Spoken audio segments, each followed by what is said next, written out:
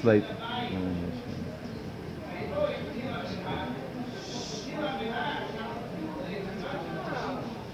Okay. Usually we speak. It's Shabbos Chazon. We spoke about it yesterday already. Usually we speak about a Shabbos. This Shabbos there isn't that much in the afternoon. I don't think there's any classes.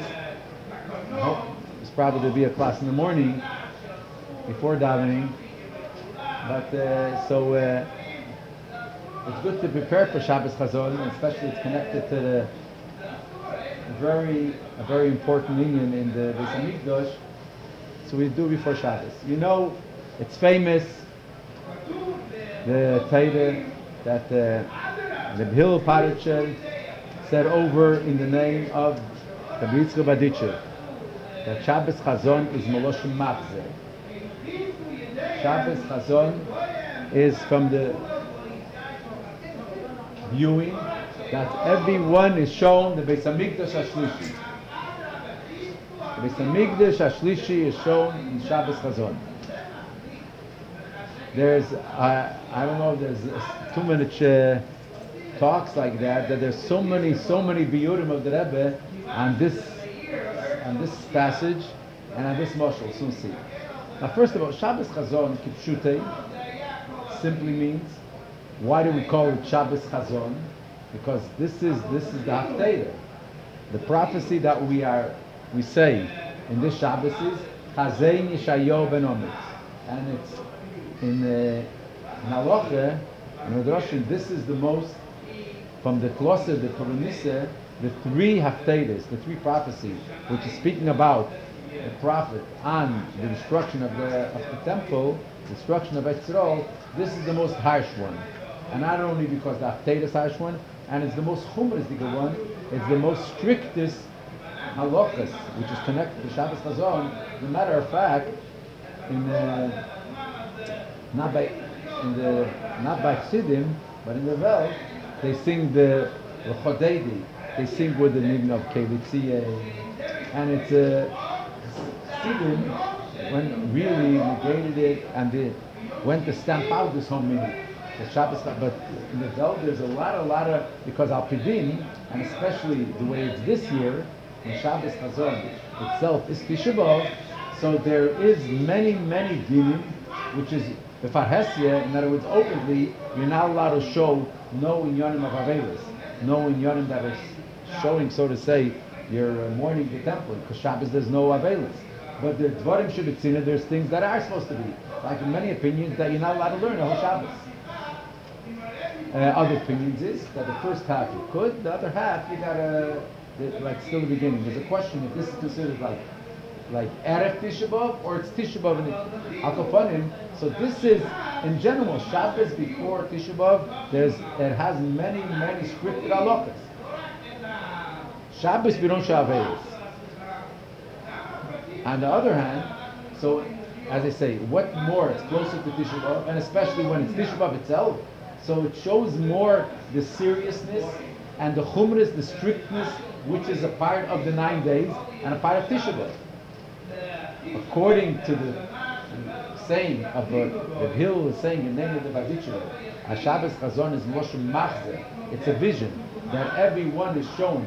The Beis Hamikdash Hashlishi, seemingly this is just it's a higher thing. It's a higher, deeper thing. In other words, that is the reflection and revelation of the Geula, not only Stam the Geula, the Beis Hamikdash Hashlishi. So if every year, when we say Shabbos Chazon, when we say the Avelis of it, the strictness of it, when it's closer to Tisha B'Av, and when it's especially after Tisha B'Av, it's more serious.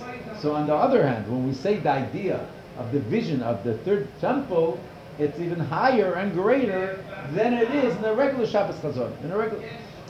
Now, what is this saying of the Baditcher? What is it saying? To who do we show this temple? To who do we show the Beis Hamikdash Hashlishi? We were always accustomed to understand. Oh yeah, you see. What do you see? You see the Beis Hamikdash. That's a thing for tzaddikim, great tzaddikim, great rabbeim. They see it. But the Rebbe brings out no. he doesn't say that it's only for specific. It's great sages, great people. We show everyone. And when we understand it, what is the Badichere is bringing a motion, bringing as an example, this parable. Just like a father one time made for his child a garment, and he didn't act properly, and he tore the garment. The garment was torn. He made him another garment, and he again didn't act properly, and he tore it. He tore this beautiful.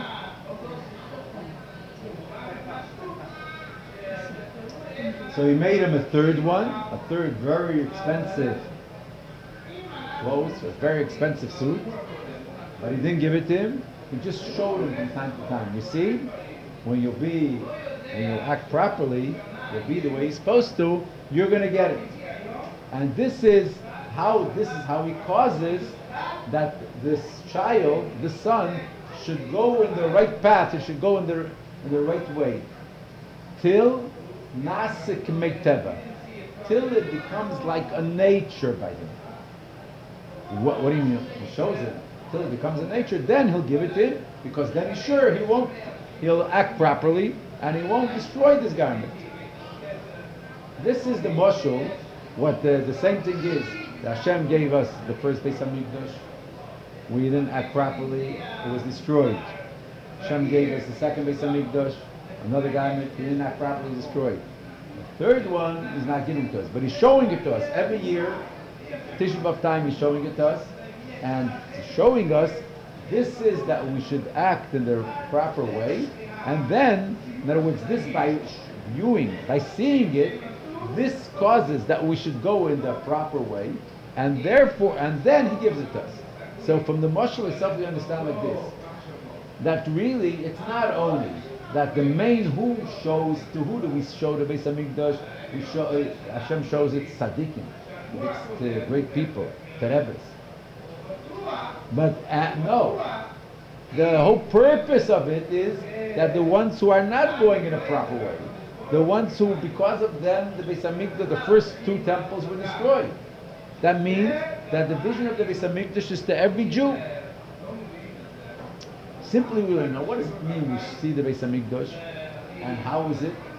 So it's there's Chassidus is brought that every time there is a basko, there is a voice from above, a godly voice that comes out every day. There's various voices that are announced, the heavenly voices that says, Shuva banim shavavim, return my children, return. There's a voice that says, Oilem le'av, oh, woe is to the father that sent his children into exile.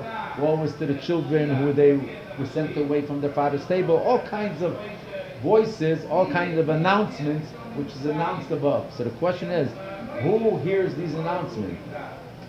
What are these announcements for? Who hears them? Do we hear them? So it's explained that then who hears these announcements? The announcements here, the neshama levaila, the neshama above hears the announcements.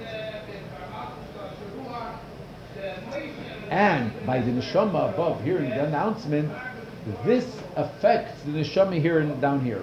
In other words, the spiritual realm of the neshama hears these godly voices. What is the wrong? Huh? What is the wrong? Huh? You just now said wrong. Spiritual wrong. Spiritual realm. Wrong. Wrong and around. In the spiritual world.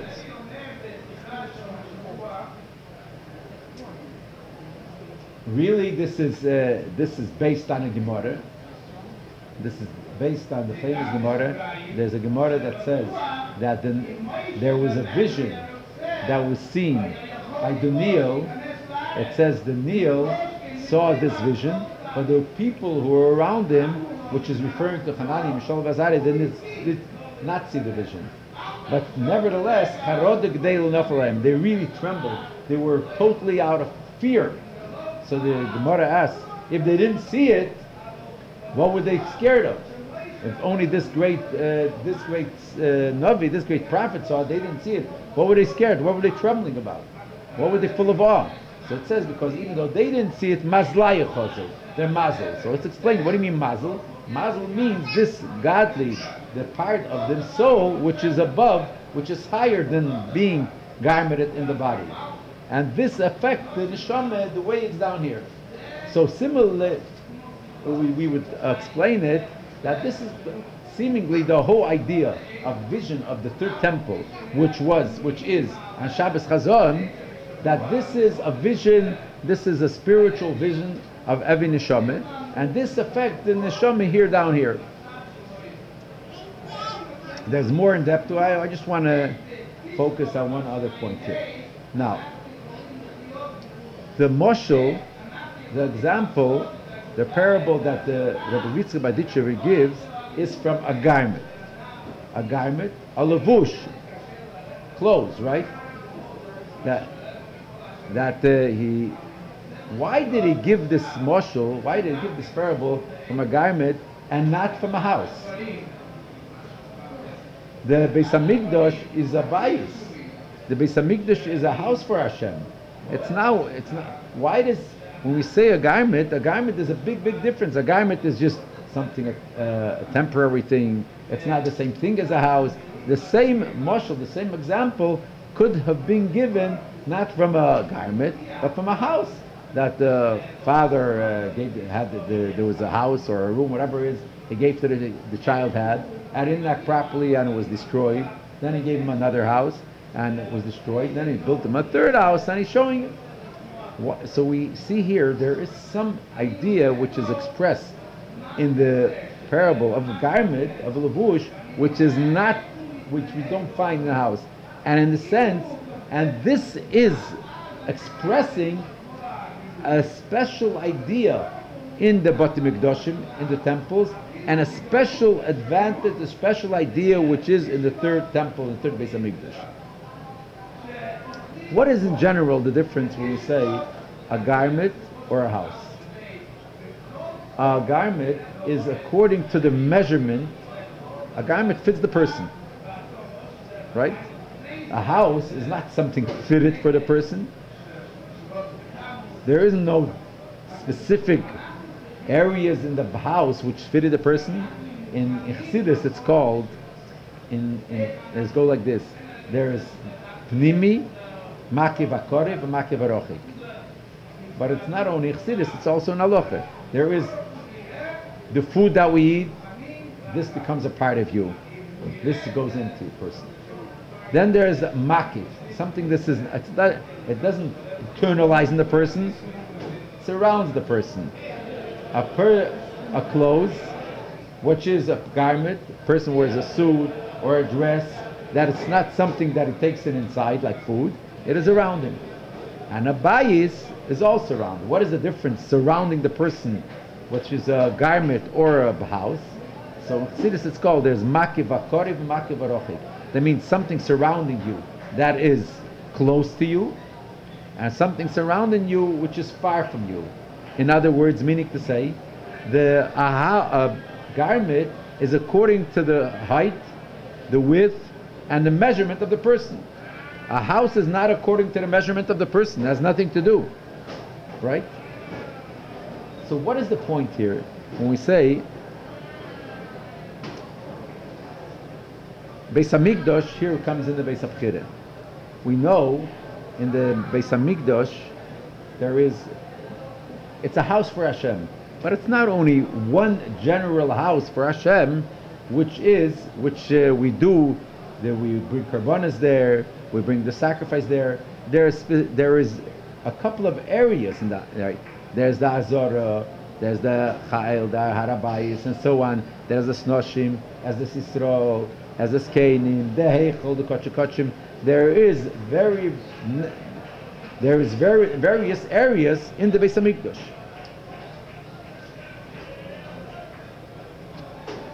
What are these differences? It's not only, in other words, when we say, like we learned the other day, every area, there is the house itself, and then there's the Kedusha. The Kedushas Azara, the holy part of the Azara. Kodesh Kodeshim, for instance, the food which is considered holy of holiness, we're allowed or permitted to eat only in this area which is called the Azara. There's places only Kohanim could go in. There's places only the Kodesh Kodeshim, only the Kohen Gadol could go in. There's places in the Heichel, in the Ulam, whatever it is, where only the Kohen who goes to serve, who goes to do this work. That means that each area in the Beis Hamikdash has a specific, something specific, reflecting the godly energy and the godly kedusha which is connected to this area. In other words, there are specific areas here, as we mentioned then, that the Sikha, that why was the Beis Hamikdash, was we were going up higher and higher and higher. Every area we had to go upstairs, because since by the Beis Hamikdash, the idea of the Beis Hamikdash is that it's a place. The place itself became sanctified. The place itself became holy. So that reflected that each area is different in its height than the other area. So we're not only speaking about one general concept. There is the Beis Hamikdash, the house of holiness, the house of worship for Hashem. Each place is a different level in this. In other words, this means to say like this. Just like we say in a garment. In a garment, you know, this is the part where your hands go in, the part where your feet go in, the part where your body. There's difference of the levushei harosh. There's the garments of the head. There's the garments of the body. There's the garments of the feet, and so on. The same thing by the Beis Hamikdash. There's different levels and different areas of this idea of the garment, which means that the specific levels of Kedusha have a connection to the specific levels in the Beis Hamikdash, which is specific levels in the godly energy in the Beis Hamikdash. Therefore, it's similar. We are comparing it to the idea of a levush, a garment, which has this specific idea. Where is this mainly? In all the Batei Mikdashim, in the first Beis Hamikdash and the second Beis Hamikdash, we can't say that it was reflected there. We saw, like, we have the Azara, you have the Ezes Kenyan, you have the Ezes Yisrael, and you have the Heichel, and you have the Kodesh Kodeshim. You cannot say that we were able to see, or anyone was able to see, it was in an open way reflected, like in this area has this level of holiness, therefore the measurements of the house or the measurements of the room were this way. It wasn't, you can't say it was an open way revealed. In the third temple, third Beis Hamikdash, we will see this reflection of godliness, which each part of the Beis Hamikdash is there. We're going to see how this is reflecting in the actual building or the actual thing that is done there. In other words, there's specific connection between the area, between how big it is, what it is, with the level of the holiness, with the spiritual realm, with the spiritual level of godliness, which comes down here. To understand this, it's really the Beis Hamikdash. What do we say about the Beis Hamikdash? Beis Hamikdash is considered. It says, "V'asu limikdash v'shachanti b'seifam." V'asu limikdash, make for me a holiness, and I will dwell in them. We know that through the Beis Hamikdash comes the godliness in the whole world. There is the literal meaning, make for me a holy place, and I will dwell between them, not only in the house of the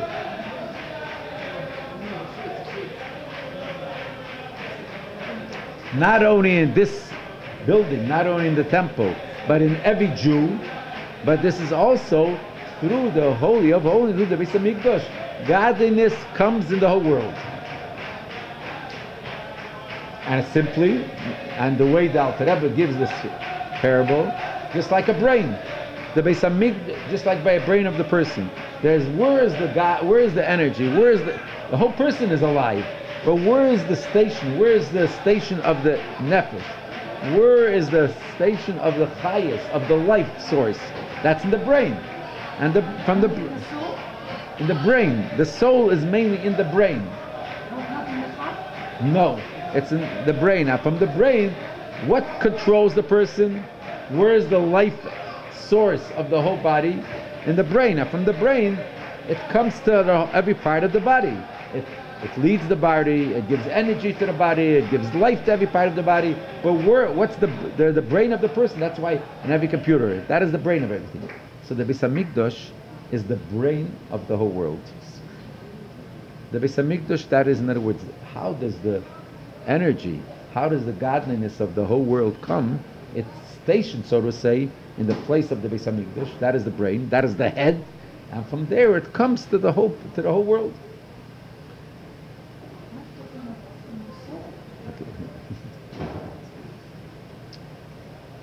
What does it mean? What does it mean when we say in the Beis that in the world there is like this?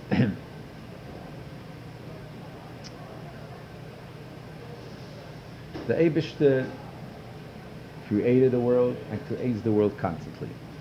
We know Teres of Hashem Tev, Leilam Hashem Dorch Nitzav Hashemayim, saints of the Hashem Tev, that the words that the Eibishter created the world in the 6 days of creation, which He created, is constantly standing in every part of the world, in every aspect of the world. Hashem said Yehi Eir, Hashem said there should be light. So this, or Hashem said there should be the sky, or Hashem said there should be grass should grow, Hashem said there should be animals. All these maimores, everything is not only, wasn't only created in the 6 days of creation, but this is something that is happening constantly. The words of Hashem are constantly in every object in creation, and is causing it to be, and causing it to not. And if the godly energy, if the words of Hashem would for 1 second leave the world, this thing would not be created, wouldn't live anymore, it wouldn't exist. This is the famous taste of Hashem. Now, what are we saying? And not only there's Asara Mamoras, there's 10 utterances, but really the way the Alter Rebbe goes into detail and explains it very at length, that is not only 10. Like, where's a stone get its energy from? In Parsha Bereshis, it doesn't say, the Eibishter said there shall be a stone. There's only 10 utterances. There's 10 dibris, but there is every one of them. There is the way it develops and the way it changes the letters, the way they change. That because they cannot receive, there is this specific nevroim, this specific creatures cannot receive from the general energy, from the general words of Hashem, and it has to change till we get a words Aleph, Vov, Vez, Nun, which just creates the Evan. And this, in other words, everything in the world, every object, everything that is created has a specific energy from godliness which causes it to be. What do we understand from this? Everything in the world that doesn't have its, why is it here? As at the saying of the Baal Shem Tov, if the words of Hashem would go away for a second, it would cease to be, it wouldn't be anymore. That is what we're saying here, that this is the cause that it exists. But each individual thing that exists, do we see a connection to godliness? We'll say it in this way. We have Daimon, Tzemeach, Chai, Medaber, we have inanimate, anything that grows, everything that, any animal or person. The idea that it's here is because God is causing it to be here. But what is here? This specific thing that is here, is this connected to godliness? In other words, we're saying a stone is a stone. The reason a stone is here because God is causing it to be here. A tree is a tree. The reason why it's here because Hashem said that they should grow, that there should be a tree and they should grow. An animal is an animal. A lion is a lion. The reason it's here because there is this godly energy just causing it to be. And in this, we'll say everything in creation is the same. That it's not. We can't say it's not here. It is here. That it exists. But what exists? The concept. What is the point of this existing? We don't see, and is not clear the connection. But really, this is the depth of the Teres of Hashem Tif, that this is the life force and this is the life energy of everything in creation. In other words, when we say, for instance, there's fire and there's water, fire and water, and so every other thing in creation. Is fire and water a godly thing, or fire and water is created by God, and God causes that it should be? But fire is fire, water is fire, water, and the same thing is everything in the world. What is name? It's mechaimadaber. Anything. We're saying here there is the specific energy in each individual thing that really, like, we'll go fire and water. You know what fire comes from? Fire comes from, there is in the spiritual realm, the spiritual world, there is idea of fire. There's no physical fire. And we're tracing it back, we're going higher and higher and higher, till we're tracing it back to Gvura. Gvura is the cause. Gvura is in the spiritual energy, the spiritual realm, which this causes when it comes down many, many, many levels. This results in a fire here, down here. What is water? Water is a physical, it's water. But where does water originate? Water comes from the world of chesed. Water and chesed. How? It's not a person has a feeling of goodness, and that's how water is created. It comes down in many, many levels till we have this creation of water, of physical water. Where does it come from?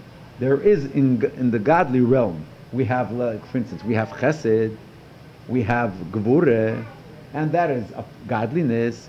This chesed, way it comes down here, eventually results in water. This gevurah, the way it comes down here, eventually comes into fire. So all the specific aspects and all the specific energy and all the specific characteristics that there is in the world, it's really not, it's with the way we learn superficially, even according to Teres Hashem Tev, there's something Hashem created, and Hashem creates it constantly. But what it is not connected to God. It's that it exists is because Hashem is making it. But what it is God created something which is not Him. According to really the depth of Teres Hashem Tev is that this specific thing, this is godliness. We say we are lion. You know, where's a lion is an animal that's a chaya terefes. A lion is aryeh. Aleph reish yud hey. You know where this lion really comes from? This lion comes from, there is pnei aryeh in the Merkaveh. In the godly chariot, there is the four images. There's the image of a lion. It's not a physical lion, what we're speaking about. It's not an image of a physical lion. And there's the image of an ox, and there's the image of an eagle, and then there's Pnei Adam. So Pnei Aryeh, Pnei Sher, Pnei Nesher. This is the godly chariot. That's a level that's the godly chariot which is in the Elam Abriya, which is godliness, which is totally chariot to Hashem. It's not something that's created. The way this comes down, this Aryeh, so to say, this Aryeh from the spiritual realm comes down in many hundreds and thousands of million, trillions evolvement, so to say, till it comes down to a physical lion down here. Now we look at a lion and we have to run away. But one who really knows, this ayah is really the reflection of the Pnei Arish of Merkavah. And the same thing is in every part of the world. We don't see it. It says Sadiqim, it says the Magid, when